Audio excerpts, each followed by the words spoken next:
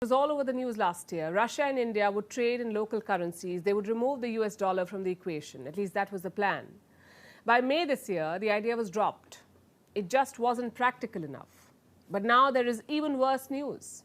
Instead of local currencies, India could be paying in the Chinese currency, the yuan. Take a look at this report. It doesn't have official confirmation, but it does quote sources dealing closely with the trade. And what are they saying? Indian refiners are buying Russian oil with yuan. Indian Oil became the first to do so in the month of June. At least 2 private refiners have also done it. We don't know which ones these are. We also don't know how much Russian oil they have bought. What we do know is this: it's not ideal. In March, the Indian government had warned precisely against this. Don't use the yuan for oil trade. And the reason is quite simple. China is trying to internationalize the yuan to challenge the US dollar. Why should India help China achieve that goal? Which is why there was emphasis on the rupee-ruble trade. But once that fell through, the yuan stepped in. How much money are we talking about here? Probably millions. Indian Oil has used yuan for multiple cargoes. And the oil trade is only booming. In August last year, India imported around 730,000 barrels per day from Russia. In June this year, it hit 2 million barrels per day. Russia now makes up 42% of India's crude imports. Now, this has been both good and bad news. Good news because we got cheaper oil, and that's one reason why India's inflation is under control. The bad news is payments are getting tough. You can't use dollars or euros anymore. Russia has been booted out of all Western banking systems. Technically, India doesn't impose those sanctions. But Indian banks are wary because many of them have businesses abroad. So they're trying to keep their hands clean. And how are they doing that? By taking payments in other currencies. Reports say a lot of trade is happening in the UAE dirham. And since June, in the Chinese yuan. But why not the Indian rupee? That was the whole point of the rupee-ruble trade. So why not use the Indian currency? To understand that, we must look at the nature of Russia-India trade. It is booming, but it's mostly one way. India's trade deficit with Russia is $34 billion. And what does that mean? It means we are buying a lot more than we are selling to the Russians. Assume both countries use local currencies for this trade. Then what would happen?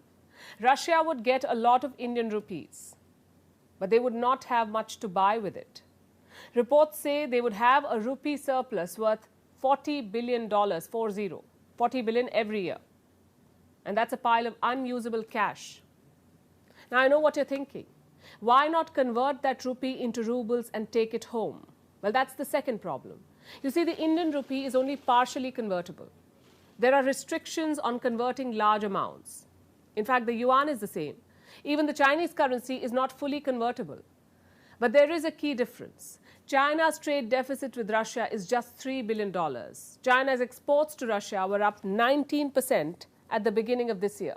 So Russia can use the yuan, but right now it cannot use the Indian rupee as much.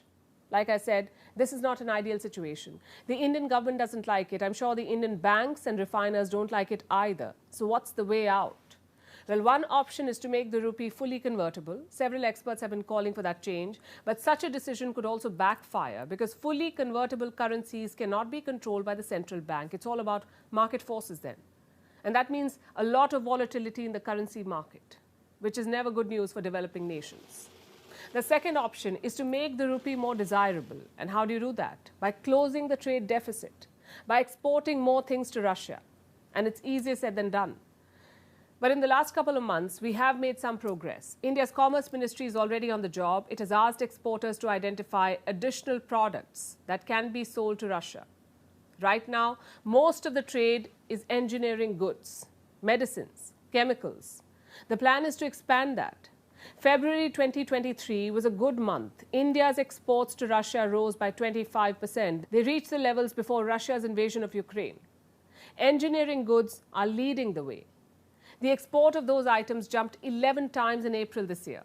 The same month, an Indian trade delegation also landed in Moscow, and their focus was agricultural trade. India's agro exports to Russia are at $750 million. The target is to hit $3 billion in the next 3 years. Ambitious but necessary. And this is the best course of action for India, to cut down the deficit, to make the rupee more desirable, because depending on the yuan is not a long-term solution. A, we have political issues with China, and B, it would undercut the rupee's global ambitions. So the solution is simple, at least on paper: produce more and export more. But these things don't happen overnight. It will take years of policy nudges and investment. So it's the direction